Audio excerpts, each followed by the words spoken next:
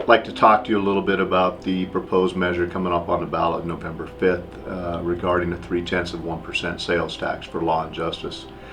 The Grant County Commissioners fully support this measure. We understand the importance of increased law enforcement capacity within Grant County, and that includes the cities and the county as well. We also have a priority in Grant County as far as a jail facility. Our jail facility is very overloaded at this time. It was originally built decades ago for about half of what the capacity is now. When the jail was built in 1986, the footprint of the jail was originally built for 85 beds. In 1997, it was refurbished to accommodate 198 beds. Since that time, we've been running at 200% capacity of the jail, day in and day out. A dorm that was designed to hold 5 people, and we have multiple such dorms, now typically holds anywhere from 10 to 15 inmates and more on a night where inmate population may be reaching capacity or above capacity, which at most times we're running at 200%. The current jail cannot meet the current needs of law enforcement in Grant County. There was at one point in time a population of over 230 inmates in the jail. That is a population that's unsustainable. At that point in time, it was decided that we would have to put on what we call rolling restrictions, which keeps our inmate population down to 170 inmates, and mandates that we take only mandatory bookings, meaning felonies, crimes that require the individual to come to jail, such as domestic violence, or individuals that might be a danger to the public. As we go on in Grant County, right now, if we should lift those rolling restrictions, I believe in a matter of weeks we could have at least 300 inmates in this jail easily. So let's talk about the bad guys and gals that know that the jail's on restrictions at all times. They think that they can get away with more due to this whole widely known aspect that our jail cannot house people and that they're always going to be on restrictions. And sometimes, and they're right, we can't put them into jail, and they kind of throw it in our face, and they know it's something more that they're going to get away with, and it's almost become a big joke, and it's embarrassing to us, and it's sad for our community members, it's sad for victims of crimes. It's not fair to us, and it's not fair to people that work in the jail. It needs to change. But it's really frustrating being on patrol and trying to explain to citizens, hey, I know that this person stole some of your stuff and we found him, but unfortunately we're not going to be able to book him into jail because they're on restrictions. Currently, jail facilities in Grant County are extremely outdated, extremely overpopulated. The building seems to be kind of falling apart or crumbling. The county, I know, is spending a lot of money every year just to keep the facility maintained, and it's not doing anything for the population issues, which we in Moses Lake deal with on a pretty regular basis. We know that there are dozens, if not hundreds, of people walking the streets of Moses Lake that should be incarcerated because they have warrants, but we can't arrest them because the jail is so overcrowded that they have restrictions on arresting those people. And so a prime example is not too long ago we had a lady who was involved in 3 incidents, caused damage at a business, caused vehicle damage and damage at another county facility.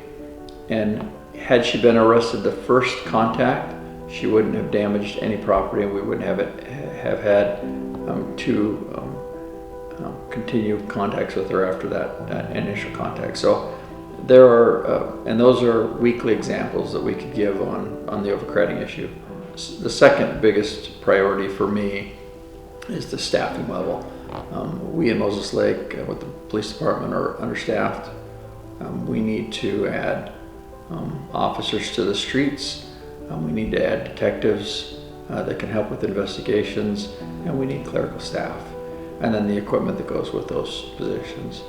Our detectives right now are extremely overworked with the amount of major cases that they've been tasked with handling here recently. And if we don't get more investigators helping with that, we're going to get behind. And then obviously having officers on the street is crucial for us. Those are the people, those are the officers that people see, that respond to the calls, that handle the issues. Our crime statistics just recently came out and they were fantastic. We're doing a great job solving cases and seeing our crime numbers drop. And adding officers will just enhance that. The farther we get behind, the worse those stats can get, and we want to keep from doing that. If we add more deputies, more police officers, everybody, because we do need that as well, but we're going to continue to be making more arrests, and the end of the funnel here is the jail. That is the end where all these criminals go. So if we have all these extra people working the road, arresting more people, being more proactive, where are these people gonna go? We still only have the same size jail.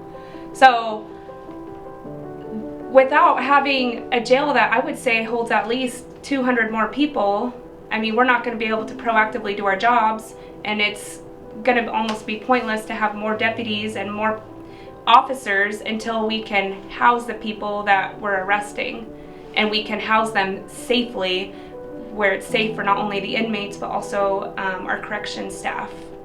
The 3/10 law and justice tax that is being put on the ballot is a 0.3% sales tax. This sales tax affects the entire region. It doesn't just affect property owners in Grant County. We are a very large tourism county, and multiple weekends a year our population triples. That directly affects the revenue that is created by sales tax, which directly would affect the law and justice in Grant County. So the current correctional facility cannot keep up with the rise in population. Our population over the last 10 years has grown 11%, and the current footprint of the jail as it stands is still originally built for 85 beds, now at capacity at 198 beds. If this measure would have passed and we were to build a new correctional facility, it would be a huge benefit to the staff that currently works in that facility. Right now we have the corrections deputies, we have courtroom deputies, we also have support staff that run the main facility. If you go into the control room where all the operations occur, both on the support side and the corrections side, they are on top of each other. So by building a new facility and increasing that space for them to work, I believe would be a huge benefit, not only to the employees that work there, but to the overall safety of the facility.